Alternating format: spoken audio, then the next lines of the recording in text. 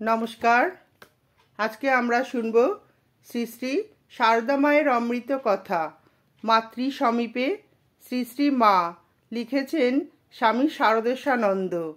বর্তমান মানব সমাজে পারিবারিক জীবনে ভীষণ অশান্তি জীবনকে দুঃসহ করে তুলেছে।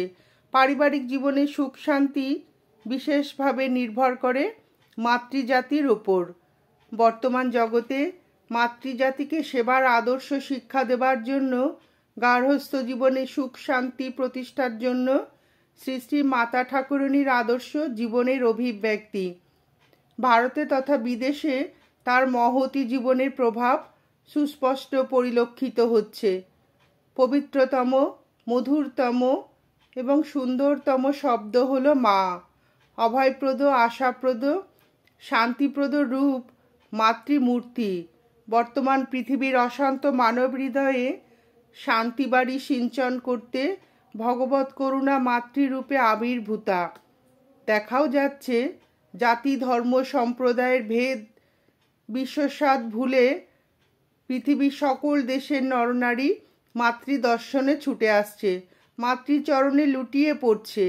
মা মা শব্দে আকাশ বাতাস প্রতিধ্বনিত করে তুলছে, আর জগজ্জননী মায়ের সেই কথাগুলি আমাদের কানে অনুরণিত হচ্ছে। ওরাও আমার ছেলে, আমি সতেরো মা, অসতেরো মা। আমার শরৎ মানে স্বামী শারদানন্দ যেমন ছেলে, এই আমজাদ মানে গরিব মুসলমান মজুর তেমনই ছেলে। প্রথমবার যখন মাকে দর্শন করতে উদ্বোধনে যাই তখন মা দেশে, তাই মাকে দর্শনের সৌভাগ্য সেবার আর হলো না। পূজনীয় গোলাপ মা তখন সেখানে। তাকে দর্শন ও প্রণাম করলে তিনি আমরা এত দূর দেশ থেকে কষ্ট করে এসেছি শুনে বিশেষ স্নেহ এবং সহানুভূতি দেখালেন এবং মায়ের দর্শন হলো না বলে দুঃখ করতে লাগলেন। আমরা তার দর্শনেই আনন্দ প্রকাশ করলে গোলাপ মা হেসে বললেন, মধবভাবে গৌরাং দত্তাৎ। তখনও মায়ের সম্বন্ধে বিশেষ কিছুই জানতাম না। শুনেছিলাম ঠাকুরের সহধর্মিণী বেঁচে আছেন, উদ্বোধনে থাকেন, ভক্তেরা তাকে দর্শন করেন এবং তিনি কোনো কোনো ভক্তকে দীক্ষাও দিয়ে থাকেন। কিন্তু উদ্বোধনেই গোলাপ মার কথায় বুঝলাম মা কিছু ভিন্ন প্রকৃতির এবং তাকে দর্শন করা খুবই সৌভাগ্যের বিষয়। পরে পূজনীয় শরৎ মহারাজকে বলতে শুনি, মা আর ঠাকুর কি আলাদা? এই উক্তি শোনার পর মাকে দর্শন করার জন্য আমার মনে বিশেষ আগ্রহ হয়। এরপর একবার মায়ের দর্শনে যাব বলে গাড়ি করে হাওড়া স্টেশন পর্যন্ত যাই, কিন্তু যে বন্ধু গাড়িতে তুলে দিয়েছিল হঠাৎ করে তার একটি হাত ভেঙে যায়। তখন তাকে নিয়েই আবার বাসায় ফিরে আসতে হয়। এর প্রায় 2 বছর পরে আমার জনৈক বন্ধু, পরে যিনি স্বামী জ্ঞানানন্দ হয়েছিলেন, তিনি তখন নবাসন গ্রামে ছিলেন, পত্র লিখে জানান জয়রামবাটিতে গিয়ে মাকে দর্শন ও তার কৃপালাভের বিশেষ সুবিধা। ইতিমধ্যে আমার বিশেষ শুভান্যুধ্যায়ী 2 জন সুহৃদ মায়ের কৃপালাভ করেছেন, একজন উদ্বোধনে, অপরজন জয়রামবাটিতে। তাদের মুখে মায়ের কথা শুনলাম। একদিন স্বপ্নে মায়ের দর্শন হলো। আকস্মিকভাবে মায়ের 3খানি ফটোও পেলাম। তখন মায়ের ফটো পাওয়া খুবই কঠিন ব্যাপার ছিল। জয়রামবাটিতে পূর্বোক্ত বন্ধুর সাথে প্রথম যেদিন সকালবেলায় উপস্থিত হই, মা সেদিন কালীমামার বাড়িতে ছিলেন। মায়ের ঘরের দরজায় জিনিসপত্র রেখে ঠাকুর প্রণাম করে আমরা কালীমামার বাড়ির দরজার সামনে এসেছি। মাও তখন সেই বাড়ি থেকে বের হচ্ছেন। আমাদের দেখেই দরজার সামনে যে বিরাট পাথরের টুকরো আছে তাতেই বসে পড়লেন, নিচে পা মেলে, কোলের ওপর 2খানা হাত রেখে। পরনে লাল নরুন পেড়ে সাদা কাপড়, মাথায় আধা ঘোমটা টানা, ডান দিক অনাবৃত। অল্প কোকড়ানো চুলের রাশি ডান কাঁধের ওপর দিয়ে ঝুলে পড়েছে। হাতে বালা, মায়ের বৃদ্ধাঙ্গুষ্ঠে লোহার আংটি, গলায় সরু রুদ্রাক্ষের মালা ঝুলছে। উন্নত দেহ, তাকে বেশ সুস্থ ও সবল মনে হয়েছিল। প্রসন্ন বদনে মৃদু হেসে আমাদের মুখের দিকে চেয়ে বন্ধুকে জিজ্ঞাসা করলেন, এই ছেলেটি কে গো? বন্ধু উত্তর দিলেন, মা আপনারই ছেলে, আমার বাল্য বন্ধু। দুজনে মাকে প্রণাম করলাম। মা আমাদের স্নেহাশীর্বাদ জানিয়ে ডেকে ঘরে নিয়ে চললেন। মায়ের রূপ দেখলাম, কথা শুনলাম। মা সত্যিই মা। মনে পড়ে গেল স্বপ্নে দেখা সেই মায়ের মুখ। অজানা অচেনা কোথাও এসেছি বলে মনে হলো না, এক মুহূর্তেই আপনার হয়ে গেল। ভয়, ভাবনা, সংকোচ সব কাটিয়ে দিলেন। প্রসাদ পাবার সময় মা নিজ হাতে পরিবেশন করে খাওয়ালেন। নানা কথা হলো। আমার বন্ধুটি কথার প্রসঙ্গে বললেন, ওর কাছেই আমি প্রথম ঠাকুরের কথা শুনেছিলাম। আমিও বললাম, আবার ওই আমাকে আপনার কাছে নিয়ে এসেছে। মা শুনে খুব খুশি হয়ে বন্ধুকে ডেকে বললেন, ভালোই হয়েছে, ও তোমার উপকার করেছিল, আবার তুমি ওর উপকার করলে। মায়ের করতাল ছিল রক্তাভ। অনেকেই তার দেখার সুযোগ পেয়েছেন। পদতলও ছিল লাল, ঠিক স্থলপদ্মের আভা।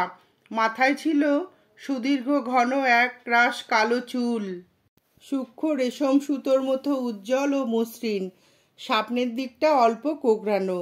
সুগঠিত মুখে দীর্ঘ নাসা, অপূর্ব সুন্দর। দৃষ্টি প্রশান্ত, স্থির, কৃপা মাখানো, যা সকলের অন্তরে সর্বদা করুণা বর্ষণ করত। প্রশান্ত উজ্জ্বল কপাল, প্রসন্ন মুখ, দেখলেই চিত্ত শান্ত হয়। শ্যামগৌর রং প্রথমে ছিল উজ্জ্বল, শেষ বয়সে ম্লান হয়ে গিয়েছিল। চেহারা ছিল লম্বা, হাত পাও অপেক্ষাকৃত লম্বা। একটু বাঁদিকে কাত হয়ে চলতেন ধীর পায়ে, পরে হাঁটুতে বাত ধরেছিল। সন্ন্যাসী গৃহী সকল সন্তানের ওপরই ছিল মায়ের সমান স্নেহ ভালোবাসা। গৃহস্থ সন্তানেরাও যখন মায়ের কাছে এসেছেন, কখনো তাদের মনে হয়নি যে তাদের প্রতি মায়ের কোনো রকম বৈষম্যমূলক আচরণ হচ্ছে বা স্নেহ মমতার কিছু কমতি আছে।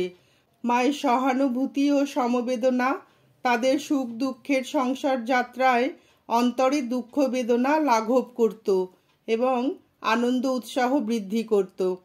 মা অনেকেরই বাড়িঘর, পরিবার পরিজন, চাকরি রোজগার, সাংসারিক জীবনের খোঁজ নিতেন। তারা কোনো সমস্যার কথা নিবেদন করলে মা তা মনোযোগ দিয়ে শুনে সঠিক কর্তব্য নির্দেশ করতেন ও উপদেশ দিতেন। কি আশ্চর্য তীক্ষ্ণ দৃষ্টি ছিল মায়ের, ভেবে অবাক হয়ে যাই। জয়রামবাটিতে বিভিন্ন স্থানের ভক্ত সমাগত হলে মা রাঁধুনি মাসিকে ঠিক বলে দিতেন কে কি খাবে, কতটা খাবে, এমনকি রুটির সংখ্যা পর্যন্ত। তাই মায়ের বাড়িতে, মায়ের কাছে খেয়ে ছেলে মেয়েদের এত তৃপ্তি। ঠাকুরের কথায় মা ঠিক জানে কোন ছেলের পেটে কি সয়। জয়রামবাটিতে দেখা যেত সব পুরুষ ভক্তকে খাইয়ে পরে স্ত্রী ভক্তদের নিয়ে মা নিশ্চিন্তে আহার করতে বসতেন। দৈবাৎ কোনো কাজের জন্য কোনো ছেলে বাইরে থেকে গেলে সে না ফেরা পর্যন্ত যত বেলাই হোক মা অপেক্ষা করতেন। রাস্তার দিকে চেয়ে থাকতেন, এগিয়ে গিয়ে দাঁড়াতেন। বাছা এত বেলা পর্যন্ত খাইনি, খিদেই কষ্ট পাচ্ছে। উদ্বোধনে কিন্তু মুশকিলের ব্যাপার। ছেলেদের না খাইয়ে মা খাবেন না। আর গুরুগত প্রাণ নিষ্ঠাবান ভক্ত শারদানন্দ ইষ্টদেবীর আহারের আগেই বা কিভাবে খাবেন? সেজন্য ব্যবস্থা হয়েছে, মা মেয়েদের নিয়ে একটি ঘরে আহারে বসবেন, আর শরৎ মহারাজ ছেলেদের সঙ্গে বসবেন অন্য একটি ঘরে একই সময়ে। মা পাড়াগাঁয়ের মেয়ে, দেরিতে খাওয়া অভ্যাস। সেই জন্য শরৎ মহারাজেরও হাতের কাজ শেষ হতে প্রায় বেলা হয়ে যায়। শ্রী শ্রী ঠাকুরের প্রসাদ প্রথমে মায়ের পাতে পরিবেশন করা হলো। মা তাড়াতাড়ি মুখে দিয়ে শরতের জন্য মহাপ্রসাদ করলেন। গোলাপ মা সে প্রসাদ এনে দিলেন মহারাজকে। ভাগ্যবান সঙ্গীরাও সে প্রসাদ থেকে বঞ্চিত হলো না। একবার জয়রামবাটিতে মায়ের জন্মদিনে ভক্তগণের ইচ্ছা হলো মা প্রথমে খাবেন, সন্তানেরা পরে প্রসাদ পাবে। একজনের উৎসাহ বেশি, অগ্রণী হয়ে মাকে এই আকাঙ্ক্ষার কথা সে জানালো। মা আজ আর কোনো আপত্তি করলেন না, নীরবে সায় দিলেন। ঠাকুরের ভোগের পর থালায় সমস্ত প্রসাদী দ্রব্য সাজিয়ে দিয়ে আসনের সম্মুখে রেখে তাকে ডাকলে তিনি ধীরে ধীরে যন্ত্রচালিতের মতো আসনে গিয়ে বসলেন। করুণাপূর্ণ দৃষ্টিতে সমস্ত দ্রব্য দেখলেন, এটা ওটা একটু আধটু মুখে দিলেন। তারপর সামনে যে সন্তানটি ছিল তার মুখের দিকে চেয়ে অতি কাতরভাবে বললেন, ছেলেদের খাওয়ার আগে গলার নিচে যায় না, তাড়াতাড়ি তোমাদের খাবার ব্যবস্থা করো। এই বলেই হাত মুখ ধুয়ে উঠে পড়লেন এবং নিজের ঘরে এসে দরজার গোড়ায় বসে ছেলেদের খাওয়া দেখতে লাগলেন। সব ব্যবস্থাই ঠিক ছিল। মুহূর্তের মধ্যেই ছেলেরা খেতে বসলো। মায়ের প্রাণ ঠান্ডা হলো। যে আহাম্মক সন্তান অগ্রণী হয়ে মাকে খেতে রাজি করিয়েছিল এবং বিশেষ আত্মপ্রসাদ লাভ করেছিল, এতক্ষণে তার হুঁশ হলো।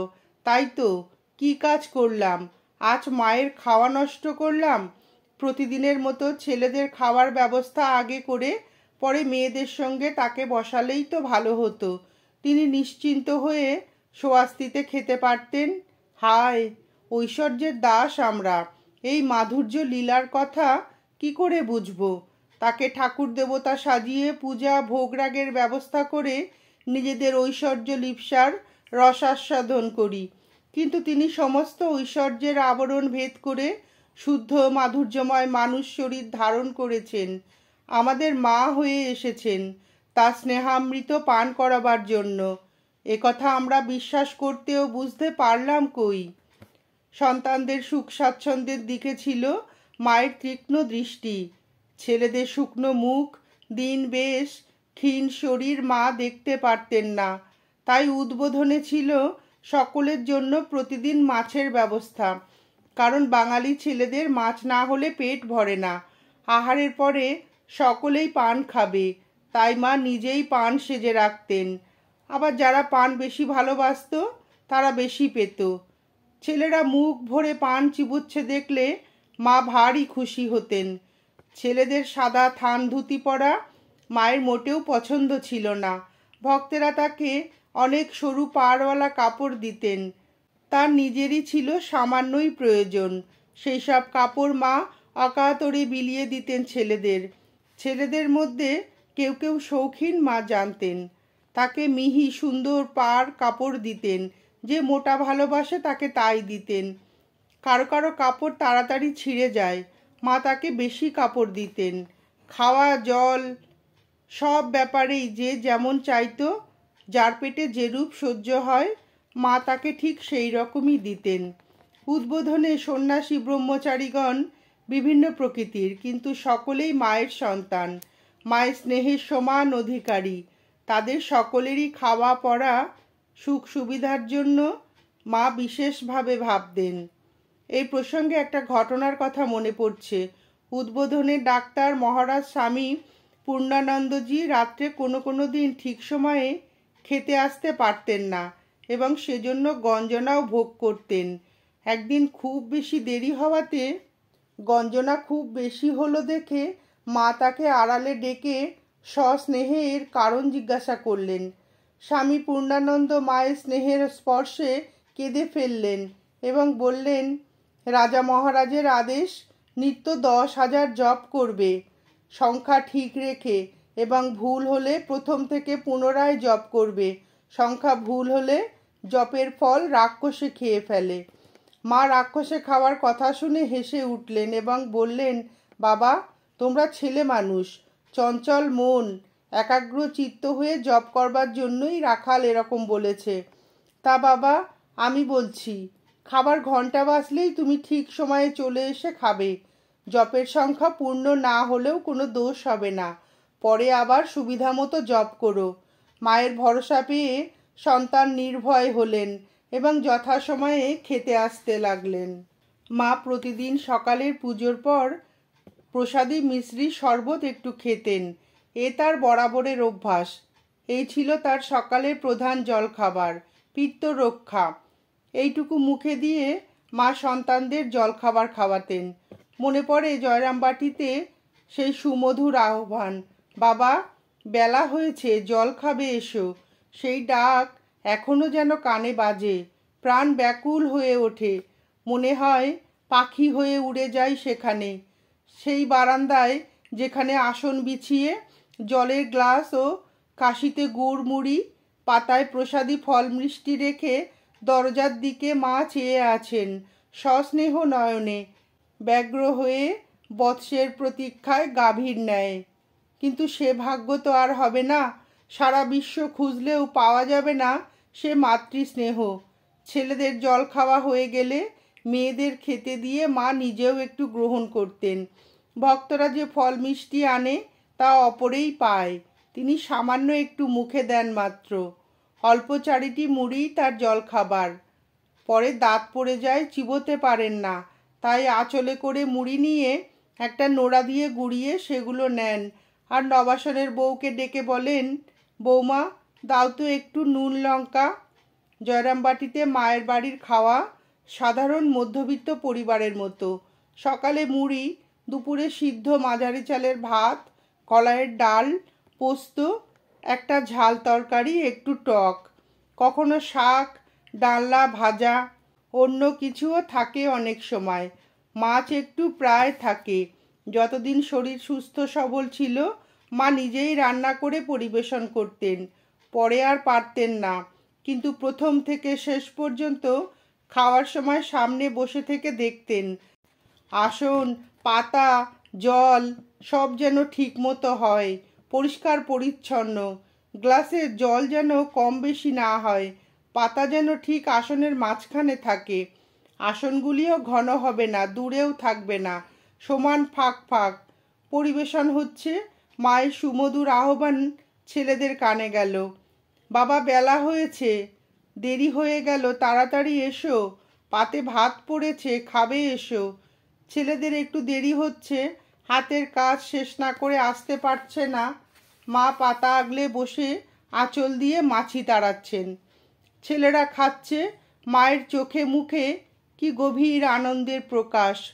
সুমধুর স্বরে ছেলেদের জিজ্ঞাসা করছেন, কেমন হয়েছে? কারো পাতে ভাত নেই, কারো বা ডাল কম, কার কিসে রুচি দেখে শুনে বলে কয়ে পেট ভরে খাওয়াচ্ছেন। কোনো নবাগত ভক্ত ছেলের প্রাণের আকাঙ্ক্ষা মায়ের প্রসাদ পাবে। মা তাকে বুঝিয়ে সুঝিয়ে প্রথমেই খাইয়ে দিলেন। বললেন, এখন বসে পেট ভরে খাও, আমার খেতে দেরি হবে, আমি প্রসাদ রাখবো তোমার জন্য, পরে পাবে ঠিক। দুপুরে মা একটু দুধ ভাতও খান, তরকারি একটু একটু সব মুখে দিয়ে বাটিতে দুধে 4টি ভাত মাখলেন, নিজে একটু মুখে দিলেন। তারপর প্রসাদ প্রার্থী ভক্তকে ডাকলেন। সে উপস্থিত হলে প্রসন্ন মুখে বললেন, বাবা এই ধরো গো, প্রসাদ চেয়েছিলে, বসে বসে তৃপ্তি করে খাও। সন্তানের প্রাণ জুড়ালো, মায়েরও পরমানন্দ। আবার এরকমও হয়েছে যে কোনো ভক্তের মায়ের প্রসাদ পাবার জন্য খুব আগ্রহে মা একটা সন্দেশ হাতে নিলেন, ঠাকুরকে দৃষ্টি ভোগ দিয়ে তারপর নিজের জিহ্বাগ্রে স্পর্শ করিয়ে পরম স্নেহের সাথে সহর্ষে দিলেন সন্তানকে, বাবা খাও, প্রসাদ খাও।